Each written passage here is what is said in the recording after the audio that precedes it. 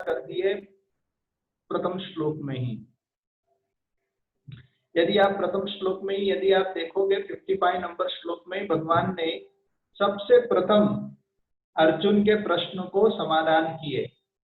जो पहला प्रश्न था कि भाषा, उनका भाषा कैसा है साधुओं का, तो साधुओं का भाषा किस प्रकार है?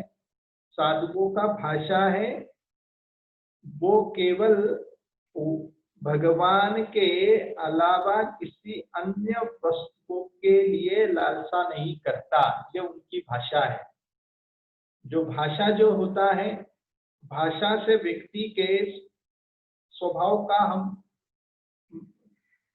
थोड़ा बहुत परख सकते हैं, उसके पसंद नापसंद को समझ सकते हैं। जैसे कि हमने बताया था, यदि कोई अगर केरला वाला है तो समझ में आता है कि उसे इडली डोसा या जो साउथ इंडियन डिश है वो पसंद आएगा। तो जो वस्तु उसे पसंद आने का निर्भर किस पर है? उसकी भाषा पर पता लगता है कि उसकी भाषा क्या है। वैसे ही साधुओं का पसंद क्या है? साधुओं का पसंद है उसकी भाषा। वो भाषा में पसंद, वो भाषा कैसे पता लगता है? उसके पसंद नापसंद को व्यक्त करता है। तो भाषा क्या करता है? वो बता रहा है कि पसंदार चीज क्या है साधुओं का। स्थित धीर मुनिर उच्यते प्रजाहति यदा कामान सर्वान पार्थ मनुकदान आत्मन्यवात्मना तुष्टा। वे अपनी अंतकरण में ही प्रसन्न चित्त रहते हैं क्योंकि वो कृष्ण की सेवा में तल्लीन रहते हैं। उनके लिए वही एक पसंददायक चीज है, या पसंददायक कृष्ण की भक्ति ही एकमात्र उनके लिए आनंद प्रदान करता है। इसलिए समस्त प्रकार के वस्तुओं को प्रजाहति त्याग देता है। अच्छा, वो बोलता कैसा है? क्योंकि बोलने के द्वारा व्यक्ति का स्तर पता लगता है कि ये व्यक्ति कि वाकई हमारे लिए उपयोगी है या नहीं है। जब बोलेगा तब पता लगता है कि बुद्धिमान है कि मूर्ख है। तो बोलने के द्वारा उसके लक्षण दिखाई देते हैं। जैसे कि एक समय की बात थी कि एक बार कौवा उड़ता उड़ता स्वर्ग चला गया था। तो जब स्वर्ग में चला गया तो स्वर्ग में कौवे के वे लोग कभी देखे नहीं थे। स्वर्ग के लोग कि कौवा जब उड़ता हुआ स्वर्ग आया तो स्वर्ग के वासीगण सभी लोग ने देखा, अरे एक विचित्र पक्षी आया है। तो सभी लोग उसका खूब अर्चन किए, चामर धूप तमाम प्रकार के अगरबत्ती इत्यादि सब कुछ करने के बाद जब उनको कहा कि जब आप 2 लफ्ज बोलिए, चंदन हाथ से स्वागत होने के बाद जब कौवा जब बोलना आरंभ किए तो बोलना आरंभ किए, काव काव काव बोलना शुरू किए, तो स्वर्ग के वासी लोग उसे मार कर भगाए। ये निश्चित रूप से पृथ्वी से आया है। तो कौवा जब तक बोल नहीं रहा था तब तक उसका खूब पूजा पाठ हुआ। जब बोलना आरंभ किए तो समझ गया कि ये कौवा निचले दर्जे का प्राणी है। तो बोलने के द्वारा व्यक्ति के चतुराई दिखाई देती है कि ये व्यक्ति बुद्धिमान है क्या मूर्ख है। इसी प्रकार सुखदेव गोस्वामी जब चलते हुए जा रहे थे तो समस्त वहां के नगरवासी लोग सब उसे पागल पागल कह रहे। उनको देखकर लोग हंस रहे थे। लेकिन जब सुखदेव गोस्वामी जब बोलना आरंभ किए तो बड़े बड़े महान ऋषिगण उनके शब्दावली को श्रवण करने के लिए वे सब लोग वहीं पर ही उपस्थित थे। तो ऐसे बोलने से व्यक्ति का बुद्धिमता है कि मूर्ख है, ये उसका प्राकट्य होता है। वैसे ही साधु संतगण बोलने से वो कैसे बोलते हैं उसके लक्षणों का चर्चा हुआ है। दुखेष्णु द्विगना मना सुखेशु विगत प्रिया वितराग भय क्रोधास्ते धीर्मुनिरुच्यते। जो सुख और दुख में समान दृष्टि भाव में रहते हैं, जो विचलित नहीं होता, ऐसा व्यक्ति ही को कहा गया है स्थित धीरा मुनिरुच्यते। वो व्यक्ति साधु इस प्रकार सुख और दुख में समदृष्टि से वार्ता करता है, क्योंकि प्रत्येक सुख और दुख को वो कृष्ण भावनामृत की दृष्टि से देखता है। इस तरह वो बोलता है। इसी प्रकार हमने यह सर्वत्र अभिस्नेह, जो कि समय काल स्थिति, सर्वत्र यानी समय काल स्थिति, अभिस्नेह यानी कि तमाम प्रकार के आसक्तियों से वो निवृत्त रहता है। तत्त प्राप्य शुभाशुभम, शुभ और अशुभ से वो विचलित नहीं होता, और मान सम्मान से वो निवृत्त रहता है। तस्य प्रज्ञ प्रतिष्ठिता, उनकी बुद्धि स्थिर बुद्धि वाले कहे गए हैं। तो अब अर्जुन के तीसरा प्रश्न का उत्तर का समाधान यहां से हो रहा है। अर्जुन के तीसरे प्रश्न जो है कि वो किस प्रकार बैठता है, यह अर्जुन का तीसरा प्रश्न है। यदा संहारते चायम कुर्वा अंगानी व सर्वसा, भगवान श्री कृष्ण उत्तर में बता रहे हैं कि वो व्यक्ति बैठता कैसा है। तो बैठने का अर्थ यह नहीं कि केवल गरुड़ आसन में बैठेगा, या केवल पद्मासन में बैठेगा, या केवल पलोटी मारकर वो बैठेगा। ये यहाँ पर उल्लेख नहीं किया गया। इसका वास्तविक अर्थ, इसका सूक्ष्म रूप में विश्वनाथ चक्रवर्ती ठाकुर यही बताते हैं कि बैठने का अर्थ है कि वो अपने इंद्रियों को कैसे अपने दावे में रखता है, अर्थात वो अपने से बाहर निकलने नहीं देता। इसका अर्थ इसे हम और अच्छी तरह समझेंगे। कृष्ण ने तो बड़े सुंदर ढंग से इसका विश्लेषण किया है। बहुत अच्छी तरीके से उन्होंने बताया कि वास्तविक अर्थ क्या है। कूर्मा अंगानी सर्वस, उन्होंने कछुए का उदाहरण दिए। तो ऊपर के दो पंथ जो है, जो श्लोक के प्रथम दो पंथ जो है उसमें उदाहरण दिया है, और अंतिम दो पंथ में भगवान ने उस विषय का खुलासा किया है जो भगवान को समझाना है। तो प्रज्ञ प्रतिष्ठिता, जो प्रज्ञ प्रतिष्ठित जो होते हैं, वो व्यक्ति किस प्रकार बोलता, किस प्रकार बैठता है, उसके विषय में कहा गया है कि वो अपने इंद्रियों को इस प्रकार लेकर बैठते जैसे कछुआ अपने अंग को लेकर बैठता है। कछुए का 6 अंग है, 4 पैर है, एक मुख और एक पूंछ। अब ये 6 अंग को वो अपने आप को सुरक्षित करते हुए कार्य करता है। कैसे? कोई भी कहीं पर भी उसे खतरे की घंटी अगर सुनाई पड़ती है तो तुरंत ही अपने अंग को वो सिकुड़ लेता है। तो कछुए को कितना भी अगर कोशिश करे उसे मार नहीं पाएंगे। यहां तक कि जंगल का राजा शेर भी उसको कुछ नहीं कर पाता, क्योंकि जैसे ही उन्हें पता लगता है कि शेर उसके पास आ रहा है तो अपने अंग को सिकुड़ लेता है, और वो इस प्रकार वो अपने अंग को संकुचित कर लेता है कि उस अंग को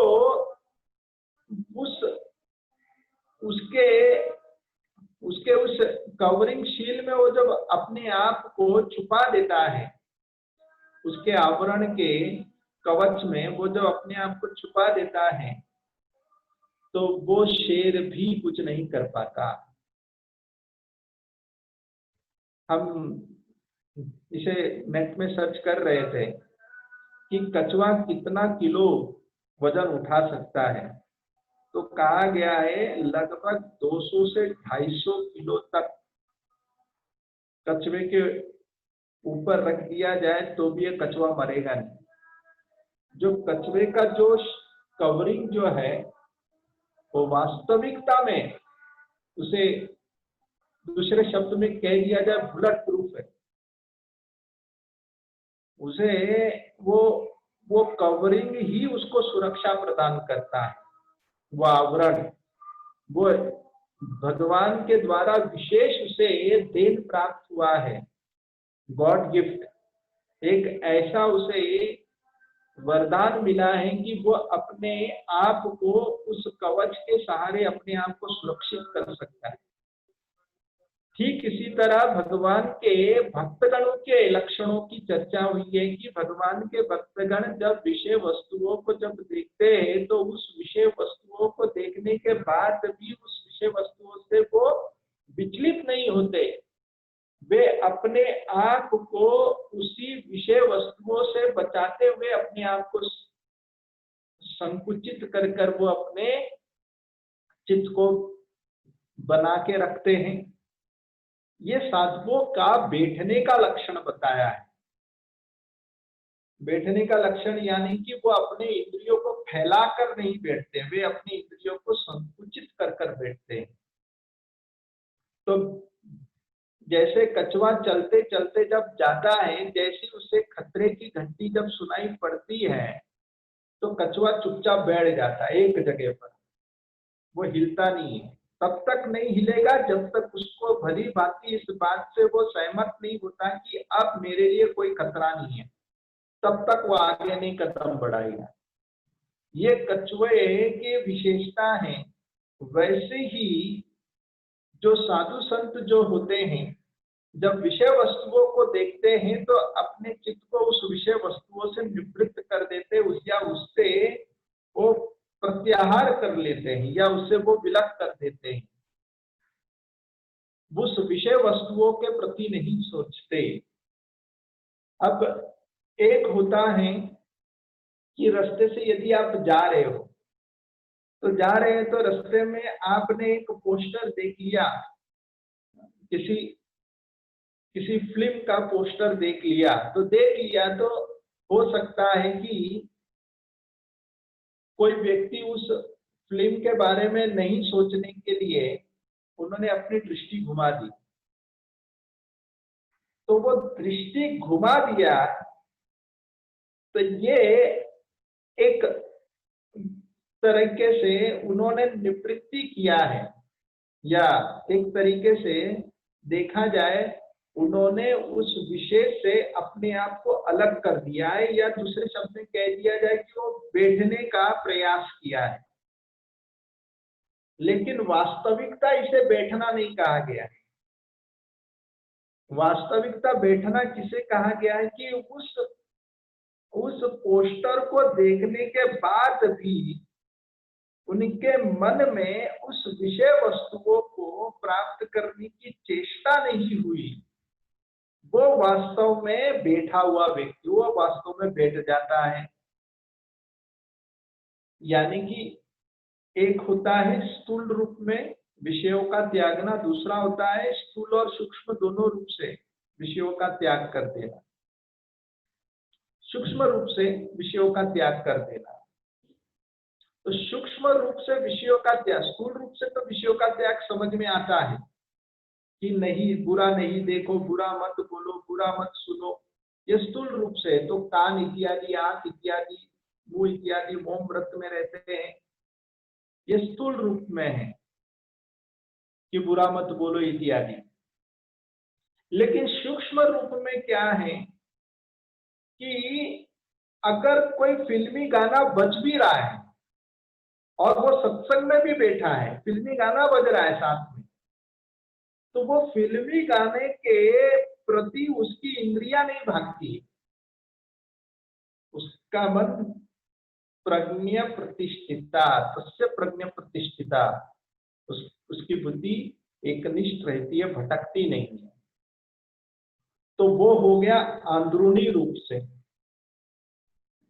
इसलिए बताया गया है स्थूल रूप में तो हमारी इंद्रियां है, लेकिन इसी स्थूल के साथ सूक्ष्म रूप में भी हमारी इंद्रियां है। वो सूक्ष्म रूप में इंद्रियां हमारे मन के अंदर बैठी है। हमारे मन के पास आंख, नाक, कान, जीवा, त्वचा है। यदि कोई आंखें बंद कर दे या कोई कान बंद कर दे कि मुझे फिल्मी गाना नहीं सुनना है, भले ही उसने कान बाह्य रूप से उन्होंने कापूस इत्यादि रखकर भले ही बाह्य रूप से बंद करने का चेष्टा भी कर दिया होगा, लेकिन मन के अंदर तो गाना बज रहा है, मेरे सपनों की रानी ना आएगी ना जाएगी। तो वो मन के अंदर उसका सुनने का एक इंद्रिय मन के अंदर बैठा है, यानी मन के अंदर कान है और कान के साथ शब्द ध्वनि भी है, जिसे कहते अनुभूति। तो ये जो विषय भोग के द्वारा जो अनुभूति होती है, या जो व्यक्ति का जो अनुभव होता है, विषय वस्तुओं के संपर्क का अनुभव, वो मन के अंदर बैठा रहता है। तो जो यहाँ पर कहा गया है कि वो अपने इंद्रियों को विषय वस्तुओं से विलक करता है, इसका अर्थ क्या है? इसका अर्थ है इंद्रियार्थेभ्यः,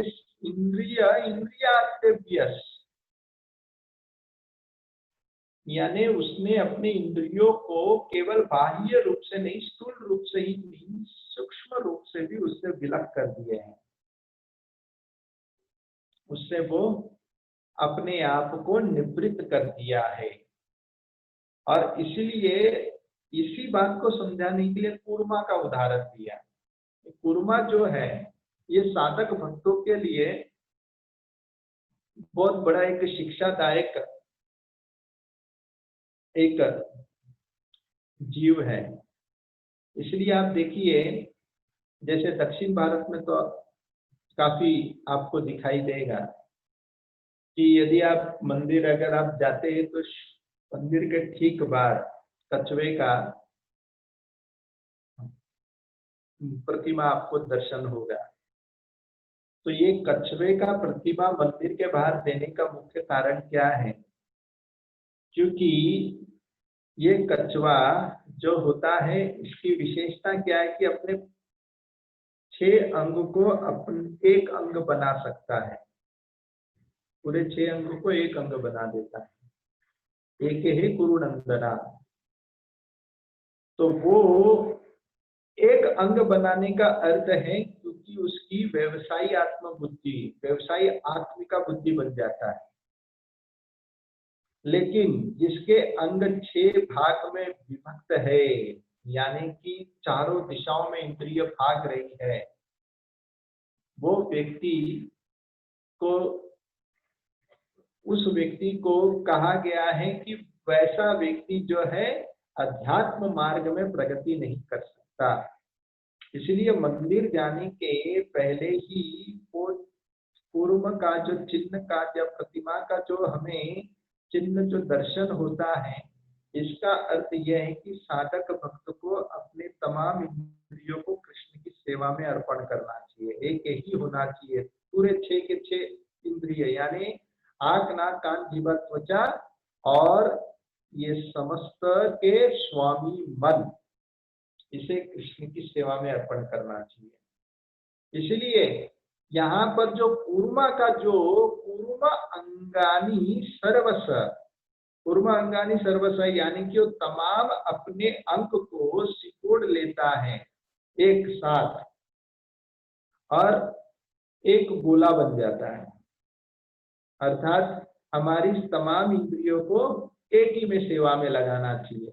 इसलिए उसको कहा गया है पूर्व अंगानी सर्वसा, यानी उन्होंने अपने इंद्रियों को इंद्रिय विषय वस्तुओं से विलक कर दिया है। लेकिन ये कौन कर सकता है? तस्य प्रज्ञा प्रतिष्ठिता, जिनकी बुद्धि एक निष्ठ है। यहाँ पर यदा शब्द कहा गया, यदा यानी जब, तदा शब्द नहीं कहा है। तदा यानी कि जब करेगा तो तब को ऐसा मिलेगा। यही ये तब, यदा और तदा इसलिए नहीं कहा क्योंकि यही जीव का परम लक्ष्य है। क्योंकि ये यदा के बाद तदा की चर्चा आएगी कि उसे क्या मिलेगा, परम पृष्ठवा निवर्तते, जब वो इस कार्य में वो निपुण होता है या इस कार्य में वे सहनशील होता है, तब जाकर वो आगे जाके परम दृष्टवा निवर्तते, जो आगे के श्लोक में वर्णन आएगा। तो यदा संहारते छायम पूर्वांगानि सर्वस्व इंद्रियेन्द्रियार्थेभ्यः तस्य प्रज्ञा प्रतिष्ठिता। प्रज्ञा यानी कि ज्ञान, प्रज्ञा, ज्ञा यानी कि ज्ञान, प्र यानी कि प्रकृष्ट रूपेण, यानी जो परिपूर्ण ज्ञान को जो प्राप्त कर लेता है उसको कहा गया है तस्य प्रज्ञा। प्रज्ञा यानी कि जिनकी बुद्धि पूर्ण रूप में कृष्ण भावनामृत में लिप्त हो चुकी है। इसलिए आप देखिए, जब तक व्यक्ति प्रज्ञा को प्राप्त नहीं करता या जब तक व्यक्ति का बुद्धि स्थिर नहीं होता, तब तक वो ये कार्य नहीं कर पाएगा। इसलिए बताया जाता है जो ये स्थित प्रज्ञा वाले व्यक्ति ही ये कार्य करने में सशक्त हो सकते हैं। जो कच्ची अवस्था में है वो इस कार्य में सफल नहीं हो पाते हैं आरंभ अवस्था में, मगर प्रयास करते हुए वो इस स्तर को प्राप्त करते हैं। किस स्तर को? कि वो अपने इंद्रियों को पूर्ण रूप में विषय वस्तुओं से निवृत्ति करने की अभ्यास में वो सफल हो जाते हैं। तो वो व्यक्ति सफल कैसे होता है? क्योंकि प्रज्ञा, क्योंकि उनके पास प्रज्ञा यानी कि उनके पास भली भांति उनकी बुद्धि वो प्रकृष्ट रूप से वो स्थित हो चुकी है। तो किस प्रकार की बुद्धि होती है, किस प्रकार का ज्ञान होता है? श्रीमद् भागवतम के 3रे स्कंद में जो प्रज्ञ प्रतिष्ठित जो होते हैं उनके विषय में बताते हैं। स्वे महिम्नि स्थितस्य च, तो कहते भुक्त भोगा परित्यक्ता दृष्ट दोषश्च नित्यस्य नैश्वर्यश्च शुभम दत्ते स्वे महिम्नि स्थितस्य च। तो कहते हैं कि दृष्ट दोषा च नित्यस्य, दृष्ट दोषा च नित्यस्य का अर्थ है कि जो भगवान के भक्तगण होते हैं उन वे लोग भोग या विषय वस्तुओं के तलाश में भागते नहीं है। विषय वस्तुओं को देखते ही वो अपने आप अपने अंग को सिकुड़ लेते या बैठ जाते हैं। वो अस्तित्व यानी वो बैठ जाता है। तो कैसे बैठता है? क्योंकि उनके पास ये प्रज्ञा प्रतिष्ठित, ये प्रज्ञा है उनके पास। क्या प्रज्ञा है? क्योंकि प्रत्येक विषय वस्तुओं में वे लोग दृष्ट दोषा नित्य, उस विषय वस्तुओं के अंदर दोष देखने की बुद्धि है। वे लोग दूर तक सोच लेते हैं कि इसका परिणाम क्या होगा। वे लोग अंतिम परिणाम तक देखने की दृष्टि रहती है उनके पास। इसीलिए वे विषय भोग में नहीं लिप्त होते हैं। विषय भोग में व्यक्ति वही लिप्त होता है जो दूर तक या जिसकी दृष्टि गहराई तक नहीं जाती है, जो केवल तात्कालिक सुख के विषय में सोचता है कि हाँ मैं ऐसे करूंगा तो मुझे ये सुख या ये इस प्रकार मुझे मजा आएगा। तो वो तात्कालिक मजे के लिए या तात्कालिक सुख के लिए वो उस कार्य में लिप्त हो जाता है। मगर उसके बाद क्या? उसके बाद उसे दुख भोगना पड़ता है। वो दुख के विषय में नहीं सोचता। जैसे विषयेन्द्रिय संयोगात् यत्तत् अग्रे अमृतोपमं परिणामे विषमीवा तत् सुखम राजसम स्मृतम। राजसिक सुख जो है वो उसका परिभाषा 18वें अध्याय में भगवत गीता में किया है। यत्तत् अग्रे विषमीवा, यत्तत् अग्रे विषमीवा परिणामे यत् विषयेन्द्रिय संयोगात् यत्तत् अग्रे अमृतोपमम विषय इंद्रियात संयोगात, विषय इंद्रियों के साथ में जब युक्त होते हैं तो होता क्या है, उसे सुख प्राप्त होता है। अमृतोपमम यानी शुरुआत में ही उसे आनंद मिलता है, शुरुआत में ही वो सोचता है कि यही जीवन बढ़िया है, इस प्रकार सोचने लगता है। शुरुआत के विषय वस्तुओं के भोग में उसे सुख मिलने के कारण परिणाम विषमीवा, परिणाम जो विष मिलने वाला है वो नहीं सोचता है, और इस तरह वो अंततः गत्वा दुख को भोगता है, क्योंकि उनके पास दृष्टि नहीं है। किस प्रकार की दृष्टि नहीं है? दृष्ट दोषाच नित्यस, वो दोष, हर विषय वस्तुओं का दोष नहीं देखता कि ये इस विषय वस्तुओं के पीछे मुझे दोष क्या मिलने वाला है। जैसे कि कोई अगर डायबिटीज पेशेंट है तो वो डायबिटीज पेशेंट यदि रसगुल्ला को देखता है तो वो केवल ये सोचता है कि वाह, मैं पहले खाया था तो मुझे मजा आया था, इस बार खाऊंगा तो कितना मजा आएगा। तो उस रसगुल्ले को देखकर तात्कालिक सुख के विषय में सोचकर उस रसगुल्ले को खा लेता है, लेकिन परिणाम विषमीव, अंतिम उसके बाद तो उसको परिणाम भोगना पड़ेगा कि उसका डायबिटीज रेट बढ़ जाएगा और उसके ही शरीर के लिए नुकसानदायी बन जाता है। तो जो विवेकशील नहीं होता वो विषय वस्तुओं के तात्कालिक सुख को ही देखने का नजर रखता है, लेकिन जो विवेकवान व्यक्ति जो होता है दूर तक उनकी दृष्टि रहती है, इसलिए विषय वस्तुओं का दोष देखते हैं। इसलिए जो वस्तु अधिक पसंद है उस वस्तुओं के अंदर दोष देखने की शक्ति बढ़ानी चाहिए।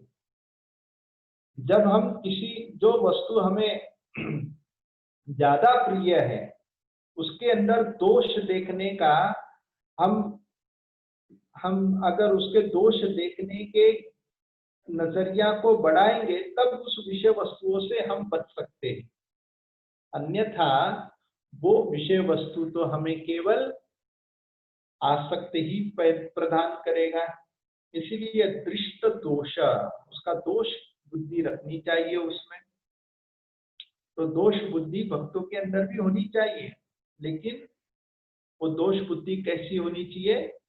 कृष्ण भावनामृत के विरुद्ध कोई विषय वस्तुओं का भोग के विषय में हमें दोष बुद्धि रखनी चाहिए।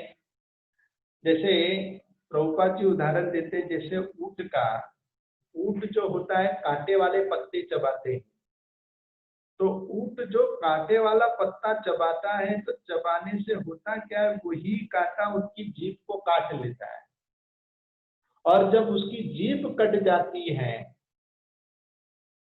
तो होता क्या है कि वो चबाए हुए वस्तु को पुनः चबाता रहता है, और उसी चबाए हुए वस्तु में उसके जीभ कटने के कारण उसके जीभा से रक्त गिरता है, वही रक्त चबाए हुए वस्तुओं में मिश्रित होता है और उसे लगता है कि मुझे एक नया नया रस मिल रहा है इस कांटे वाले पत्ते को चबाने से। मगर ऊंट को ये खबर नहीं होता कि वो अपना ही खून का वो रस प्राप्त, यानी कि अपना ही हनन कर रहा है, अपना ही नुकसान कर रहा है। इस प्रकार जो ऊंट जो है, ऐसे मोटी बुद्धि वाला ऊंट जो ये नहीं समझ पाता कि वो अपना ही नुकसान कर रहा है। ठीक इसी तरह जो मूर्ख जो होते हैं या जिनकी दृष्टि दूर तक नहीं रहती है, वे लोग इसी प्रकार विषय वस्तुओं से वो केवल तात्कालिक सुख को देखकर अपना ही नुकसान करते हैं। इसलिए भुक्त भोग परित्यक्ता दृष्ट दोषा च नित्य स नैश्वर्यश्च अशुभम दत्ते स्वयं ही निश्चितस्य च।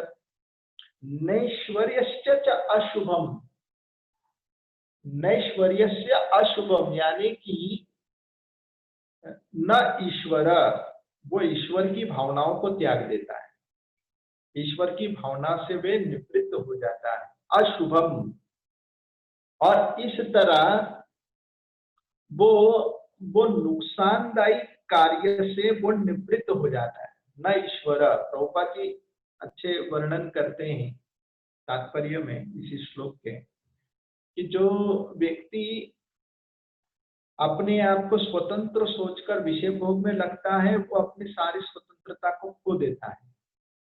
मगर जिसने अपनी स्वतंत्रता का सदुपयोग किया है, वो वास्तविकता में स्वतंत्र बनता है। तो ईश्वर के भाव यानी कि स्वतंत्रता, कि मैं स्वतंत्र हूँ, ये ईश्वर की भावनाएं हैं। तो मैं स्वतंत्रता पूर्वक विषय भोग कर सकता हूँ। नैश्वर्यश्च, अपने ईश्वर की भावनाओं को त्यागना पहला प्रथम आवश्यक है।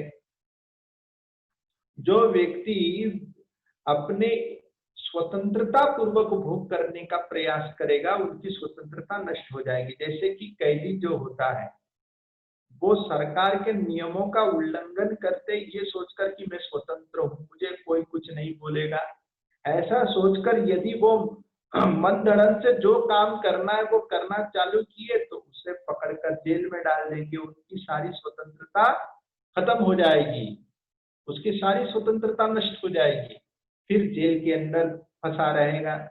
वैसे ही जीव जब अपने जीवन में भगवान के शरणागति को छोड़कर जब वो अपने स्वार्थ के लिए विषय भोग में जब लगता है, तो उसकी स्वतंत्रता नष्ट हो जाती है। पुनः पुनः चर्वित चर्वणानाम, और इस प्रकार वो ऐसी प्रकार दुर्गति अवस्था में रहता है कि वो अपने जीवन के परम लक्ष्य को खो देता है, और इस प्रकार नैश्वर्यश्च,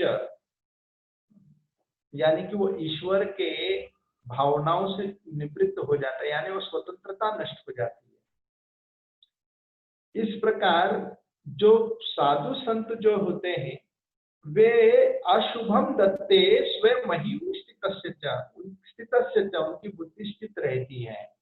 इसलिए यहाँ पर जो शब्द जो कहा गया है आज के श्लोक में, तस्य प्रज्ञा प्रतिष्ठिता, उसकी बुद्धि प्रज्ञा प्रतिष्ठिता, स्थिर बुद्धि वाला माना गया है, क्योंकि उनके पास दूर तक देखने की दृष्टि रहती है, वो दूर तक देख सकता है।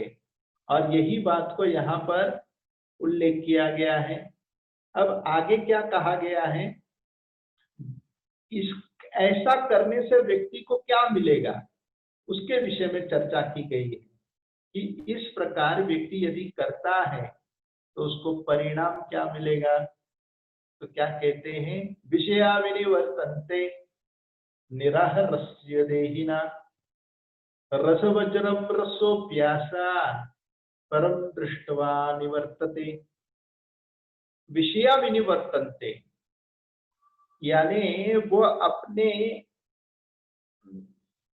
विषय वस्तुओं का दुष्परिणाम को ज्यादा मनन करेंगे, तब उसे उस विषय वस्तुओं से दूर रहने का अभ्यास होगा।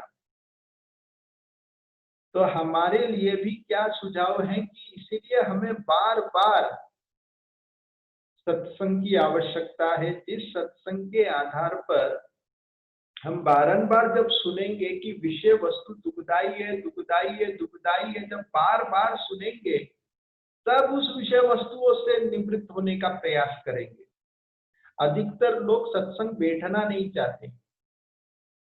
जो जो लोग, कुछ ऐसे लोग हैं जो सत्संग बैठने के लिए डरते हैं। क्यों डरते हैं? क्योंकि वे सोचते यदि मैं सत्संग में जाकर बैठूंगा और यदि मैं सुनूंगा कि मछली खाने से पाप चढ़ता है, इस प्रकार के दुष्परिणाम होते हैं, या नशा करने से इस प्रकार का दुष्परिणाम होता है, तो फिर वो मछली खाते खाते उसे वही बात याद आएगी, और वो बात याद आएगी तो उसी डर से वे लोग सत्संग नहीं जाते। क्यों नहीं जाते? क्योंकि वे लोग सत्संग में जाएंगे तो शांति से भोग नहीं कर पाएंगे और इसी डर से वे लोग सत्संग नहीं आते। मगर ये तो व्यक्ति के लिए अच्छी बात है कि वो व्यक्ति ये बात जब जानेगा कि विषय वस्तुओं में जहर है और ये जहर विभिन्न प्रकार के फ्लेवर है, लेकिन है सब जहर अलग अलग प्रकार के फ्लेवर में। विषया विनिवर्तन्ते, ये जितने विषया जो विष के समान है, विनिवर्तन्ते, इस विनिवर्तन्ते यानी उससे दूर रहने का अभ्यास करने से क्या होता है, तो कहते हैं निरहरस्य देहिना, और निरहरस्य देहिना यानी निरहरस्य यानी कि उस विषय वस्तुओं के दुष्परिणाम के बारे में सोचकर देहिना यानी वो जीवात्मा उससे अपने आप को दूर रखता है। रसवज्रम रसो प्यासा, तो उसे ऐसा रस प्राप्त होगा। रसवज्रम, पहले तो वो रसवज्रम यानी भौतिक रस को त्यागेगा, तब जाके परम दृष्टवा निवर्तते, वो परम दृष्टवा को प्राप्त कर सकता है। यानी कि भगवान के भक्ति भजन साधन में वो अपने आप को लगाए रखेगा, तब उसे भक्ति का रस प्राप्त होगा। जो भक्ति का रस उसे क्या करेगा कि वो इस प्रकार के जो परम दृष्टवा यानी कि वो उस प्रकार के रस को प्राप्त करेगा जो निचले प्रकार के रस को छोड़ देगा। क्योंकि हमारे मन में जो रस जो रहता है वो भले बनी रहती है। जैसे जो 4 नियम जो पालन करते हैं, मांसाहार ना खाना, व्यभिचार ना करना, नशा ना करना या जुआ ना खेलना, ये 4 प्रकार के जो ये पाप प्रवृत्ति जो जीव का जो बदअवस्था का पाप प्रवृत्ति जो है, ये सहज रूप में समस्त बद जीवों के अंदर पहले से ही बनी है। वो अनादिकाल जन्म में वो केवल यही विषय भोग में लगा है। लेकिन जब वो 4 नियम का पालन करना शुरू करते हैं तो बाह्य रूप से तो वो भले कर रहे, लेकिन भीतर में उसका रस रहता है। तो एक बार भी अगर कोई विषय भोग में जब लगता है तो उसका छाप जल्दी नहीं जाता है। इसलिए उदाहरण दिया गया जैसे कि पान, जब पान कोई खाता है तो पान खाने के बाद मुंह धो भी देंगे तो भी लालपन नहीं जाता है, मुख का लाल लाल दिखता है, वो काफी समय के बाद धीरे धीरे निकलता है उसका लाल रंग। वैसे ही विषय भोग में जब एक बार जब व्यक्ति लिप्त होता है तो उसका छाप मन में बढ़ जाता है, और यही छाप मिटाने के लिए केवल 16 माला से पर्याप्त नहीं है, उसे फिर इसे मिटाने के लिए समय लगता है इस विषय वस्तुओं का। इसलिए साधक भक्तों को जप करते रहना चाहिए। तो जप करते करते करते हमारे मन में जो विषय भोग करने का जो विषय भोग का सुख की अनुभूति है, उससे व्यक्ति निवृत्त होना चालू होता है, और तब जाकर उसे क्या प्राप्त होता है, तब जाकर उसे उच्च प्रकार का रस प्राप्त होना आरंभ होता है। अब प्रश्न, जब हम ये पढ़ रहे थे तो इसमें एक और इसमें हमें वार्ता दिखाई पड़ी कि जो व्यक्ति भगवान के पूर्ण रूप में भक्ति में नहीं लगा है, मगर आरंभ अवस्था में भी कोई अगर है, तो वो परम दृष्टवा कैसे प्राप्त करेगा, वो परम रस को कैसे प्राप्त करेगा। तो ऐसा वर्णन आता है कि भगवान की भक्ति अगर आरंभ अवस्था में भी कोई कच्ची अवस्था में भी कोई आरंभ करता है तो भगवान उसको रस देते हैं। ये नहीं कि केवल उसे भगवान की भक्ति को परिपक्वता पूर्वक करने के बाद ही उसको ये रस मिलेगा, नहीं, कच्ची अवस्था में भी उसको रस देते हैं भगवान। परम दृष्टवा बीच बीच में थोड़े थोड़े बूंद रूप में देते रहते हैं। इसलिए कहा गया है, नवैजनतु जातु कथंचन व्रजन मुकुंद सेव्या अन्य अंग संस्मृतिम स्मरण मुकुंदांग्रियोगुहनम पुनर्विहंतु विच्छेनन रसो गृहोजना। स्मरण मुकुंदांग्री, यदि कोई भगवान के भक्ति में यदि आ जाता है और किसी कारणवश वो भक्ति को त्याग देता है, भक्ति को छोड़ देता है, और भक्ति को छोड़ने के कारण वो हो सकता है कि भक्ति में वो छोड़कर विषय भोग में लग चुका है, तो भगवान क्या करेंगे, उसे वापस खींच के लाएंगे भक्ति में। भगवान कैसे खींच के लाते उसे? स्मरण मुकुंदांग्री, उनको स्मरण दिलाते हैं कि भगवान की जब सेवा कर रहा था तो मुझे कितना आनंद आया। तो भगवान के सेवा के द्वारा, भगवान की भक्ति के द्वारा भगवान सबको रस देते हैं। नवसुखिया भक्त को भी रस देते अपने भक्ति का, और इसी कारण से हम अब तक भक्ति कर रहे हैं। अब आप लोग इतने सत्संग वगैरह जो यहाँ पर हमारा क्रमानुसार श्रीमद् भगवत गीता में जो चर्चा चली आ रही है, इतने धैर्य पूर्वक आप लोग प्रतिदिन इस सत्संग को सुनने के लिए आप लोग बैठे रहते हैं, तो ये कारण क्या है? कारण ये है कि कुछ रस मिल रहा है, अन्यथा कौन यहाँ पर बैठेंगे? तो भगवान की भक्ति में भगवान सबको रस देते हैं, सबका अपना अपना कंट्रीब्यूशन रहता है। जो जितना नियम पालेगा उतना भगवान उसको रस देंगे, और जब रस मिलता है तो और नियम पालता है, तो और रस मिलता है, और नियम पालता है तो और रस मिलता है। तो ये भगवान बीच बीच में अपने रस का ड्रॉप देते रहते। भक्ति रसामृत सिंधु के 20 नंबर चैप्टर में इसका उल्लेख किया गया है कि भगवान की भक्ति के रस उसे विभिन्न प्रकार से उसे प्राप्त होते हैं।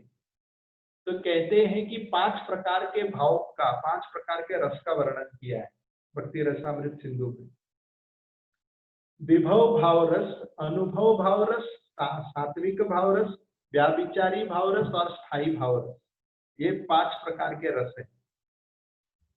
तो ये स्थायी भाव रस सबसे ऊंचा प्रकार का रस है। और यहाँ जो चर्चा हुआ है परम दृष्टवा निवर्तते, वो चर्चा किसमें हुआ है? इसी के लिए परम दृष्टवा रसवर्जम रसोप्यासा परम दृष्टवा निवर्तते, स्थायी भाव रस है परम दृष्टवा। जब परम दृष्टवा होता है तो अपने आप सारे निचले प्रकार के किसी भी प्रकार के रस से वो विचलित नहीं होता है।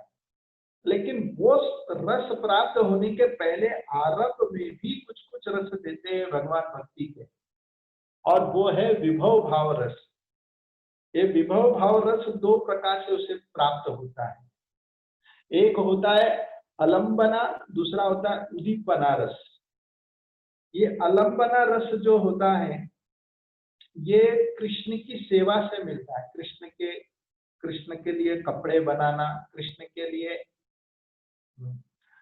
की सेवा करना, जो जो जो भाव रखते हैं डायरेक्ट डीटी सेवा या भगवान कृष्ण की सेवा में, भगवान के लिए कुकिंग करना, भगवान के लिए ड्रेसिंग, भगवान का ड्रेसिंग करना, श्रृंगार करना, भगवान के पूजा इत्यादि करना, आरती करना इत्यादि, जो सीधे कृष्ण से जुड़ा है वो उसमें व्यक्ति को अलंबना रस प्राप्त होता है। हाँ, और वो रस उसे कृष्ण की सेवा में मिलता है। अच्छा, दूसरे प्रकार का रस क्या है? जिस रस को कहते हैं उदीपना। ये उदीपना रस जो है उस व्यक्ति को मिलता है जो व्यक्ति भक्तों के संगति में रहते हैं। भक्तों के संगति में रहकर भक्तों उनका आशीर्वचन लेते हैं, भक्तों के संगति में भी एक आनंद आए, और वो भक्तों के संगति में रहते हुए वो भक्ति करते हैं, तो उदीपना और अलंबना रस दोनों से उसको वो पूर्ण रूप में उस ऐसे कह दिया जाए उसके दोनों हाथ में लड्डू है। लेकिन जो जो व्यक्ति, जैसे कभी कभी कुछ लोग ये कहते हैं कि अब वो जब नौसिखी अवस्था में रहता है तो किसी किसी कारणवश कुछ आपसी मतभेद होने के कारण वो भक्तों के साथ भक्तों की संगति को छोड़ देने का विचार करता है। सोचता मैं घर पे रह के भक्ति करूंगा, मुझे कोई नहीं चाहिए, दुनियादारी कुछ नहीं चाहिए, मुझे कोई भक्त नहीं चाहिए, मैं अपने घर पर बैठ के भक्ति करूंगा, घर पर बैठ के भजन करूंगा। तो वो भी एक प्रकार का उसके लिए दोष है। क्यों दोष है? क्योंकि उसने अलंबना रस तो लेगा लेकिन उदीपना रस नहीं मिलेगा, और अलंबना रस और उदीपना रस दोनों जब मिश्रित होगा तब उसको वास्तविक विभव भाव रस प्राप्त होगा। नहीं तो विभव भाव रस में उसके अंतर्गत कुछ कमी महसूस होने लगी। इसीलिए भगवान क्या करते, ये क्षण क्षण में उस व्यक्ति को रस देते रहते हैं। जैसे कह दिया जाए भगवान के सत्संग में, जब जैसे हम पहली बार जब आए थे मंदिर, हो सकता है कि अब हमें तो याद है, आपको भी शायद याद होगा कि जब शुरुआत में जब आते हैं तो भक्ति करने में, भजन करने में क्या आनंद आता है। ऐसे लगता है बस दुनिया सब तुच्छ है, और उस संकीर्तन में उसे बड़ा आनंद आता है, कथाओं में बड़ा आनंद आता है, जप में बड़ा आनंद आता है। लेकिन समय बीतते बीतते फिर आनंद नहीं मिलता। क्या हो रहा है, आनंद क्यों नहीं आ रहा है? आनंद फिर भगवान देना बंद कर देते। क्यों बंद करते? क्योंकि भगवान हमसे अपेक्षा कर रहे हैं कि कुछ अब कड़ाई से नियम पालो, कड़ाई से मेरी भक्ति में ध्यान दो, बाकी चीजों से ध्यान हटाओ। तब जब व्यक्ति वो करना आरंभ करेंगे तब धीरे धीरे देंगे भगवान रस, अन्यथा रस नहीं देते भगवान। भगवान भी भक्त को अपनी तरफ खींचते हैं ऐसे रस दे देकर। जैसे दूसरे शब्द में कह दिया जाए, जैसे कि कोई माफिया वाले जो होते हैं, कभी कभी वो ड्रग्स देते हैं, तो और पहले के समय पर वो फ्री में ड्रग्स देते हैं, लीजिए फ्री में लीजिए, 2-3 ड्रग्स फ्री में देते हैं। फिर चौथी बार जब वो खुद ही व्यक्ति आता है, आप जो रोज देते थे वो जरा देंगे क्या? बोला आप चाहिए तो पैसे भरना पड़ेगा, ऐसे फ्री में नहीं मिलता। तो उन्होंने फ्री में एडवर्टाइज किया, और फ्री में एडवर्टाइज करके उन्होंने किए क्या, उन्होंने फ्री में एडवर्टाइजमेंट करके अपने ड्रग्स का प्रचार किया, फिर उससे पैसा लेना शुरू किया। देते देते देते ये ड्रग्स पीने वाला पूरी तरह लूट जाता है। वैसे ही भगवान फ्री में कीर्तन रस देते हैं, और जब मिलेगा रस फिर हम कहेंगे भगवान रस नहीं मिल रहा है, रस नहीं मिल रहा है। तो भगवान कहते और नियम पालो और करो मेरे लिए, और करते करते करते करते जब तक हम पूरी तरह लूट नहीं जाएंगे, विषय वस्तुओं से पूरी तरह निवृत्त नहीं हो जाएंगे, तब तक भगवान परम दृष्टवा नहीं देते। और जब परम दृष्टवा हो गया तब फिर संपूर्ण रूप से वो स्थित प्रज्ञा की अवस्था में पहुंच जाते हैं। इस तरह यहाँ पर उस भक्त के विषय में कहा गया है कि वो व्यक्ति बैठता कैसा है। तो बैठता कैसा है? इस प्रकार बैठता है कि वो अपने किस प्रकार बैठते हैं, यदा संहारते चायम कुर्मा अंगानी सर्वस्व।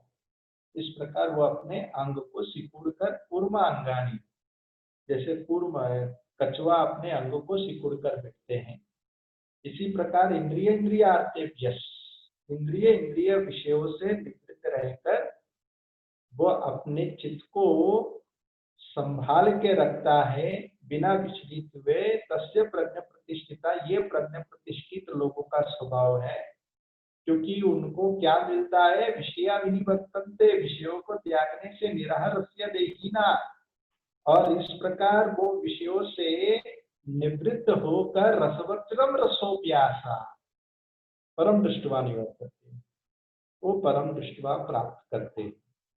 हरे कृष्ण। किसी का कोई प्रश्न, कोई जिज्ञासा है तो पूछ सकते हैं।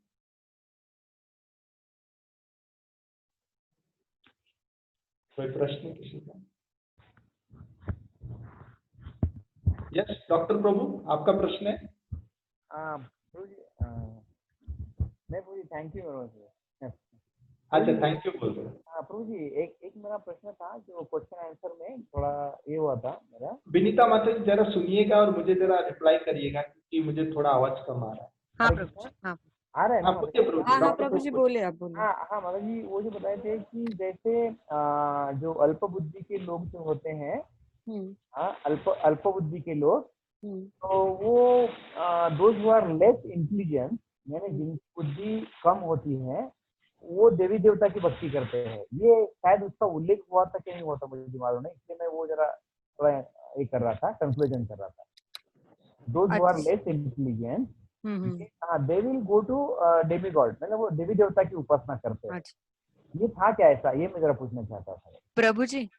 वो पूछ रहे कि जो लेस इंटेलिजेंट लोग हैं, अल्प बुद्धि वाले लोग हैं, तो वो देवी देवताओं के पास आराधना करने के लिए जाते हैं क्या? ऐसे कहीं उल्लेख किया था आपने, तो उनको वो क्लैरिफिकेशन चाहिए।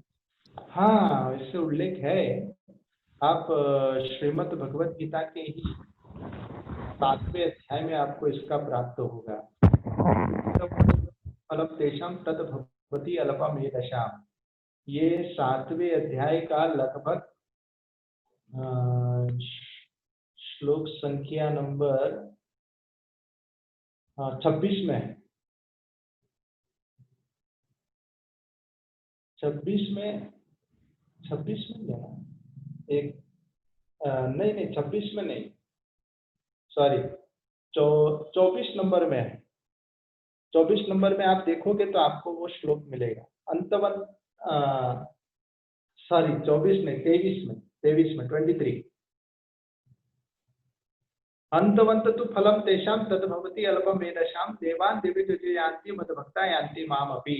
अंतवंत तु फलम तेषां, जो अंत तक गत्वा जो फल जो है वो नश्वर होता है, और उस नश्वर फल की लालसा में देवताओं के पास जाते, देवता जो फल देंगे उन सब नष्ट हो जाएगा, कुछ टाइम नहीं रहेगा।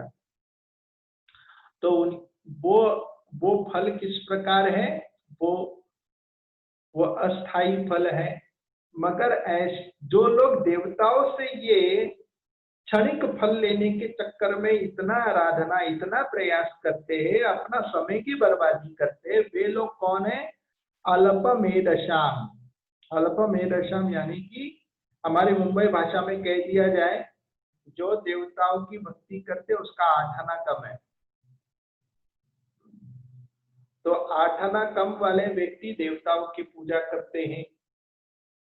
अल्पमेधसाम, अगर यही 8 आना कम जो शब्द अगर आपको एकदम अच्छे शब्द में कहना है संस्कृत शब्द से, तो अल्पमेधसाम कहेंगे। लेकिन वही अगर मुंबई भाषा में कहेंगे तो सामने वाला क्रोधित हो जाएगा, अरे मुझे 8 आना कम कह रहा है। लेकिन ये हम नहीं कह रहे, कृष्ण कह रहे हैं कि वैसे जो देवताओं की पूजा करते हैं उसका सबका 8 आना कम है। ये आपको 7वें अध्याय के श्लोक संख्या नंबर 23 में मिलेगा।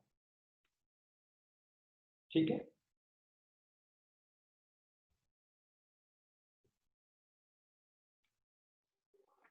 कोई और प्रश्न? हरे कृष्णा प्रभु। हरे कृष्णा। यस माता जी बोलिए ना। प्रभु जी बिल्कुल आज मिला नहीं सुनने के लिए श्लोक। अच्छा, 59 तो बिल्कुल सुनने को नहीं मिला। डॉक्टर प्रभु आप कुछ कहना चाहते हैं? हरे थैंक यू कहना चाहता हूँ, धन्यवाद। आवाज आ रहा है प्रभु जी मेरा? धन्यवाद कह रहे हैं प्रभु जी। Okay okay okay, thank you. और वैशाली माता जी, आपको रिकॉर्डिंग मिल जाएगा, आप निश्चिंत रहिएगा, आप अच्छी तरह आप रिकॉर्डिंग सुन। हाँ ठीक है प्रभु जी, हरे कृष्ण। Thank you. हाँ हरे कृष्ण प्रभु जी। तो अब हमारा क्लास होगा मंडे को। श्रील प्रभुपाद की जय। हरे कृष्णा प्रभु जी, दंडवाद। थैंक यू प्रभु जी। Thank you. हरे कृष्णा। हरे कृष्णा प्रभु जी, थैंक यू।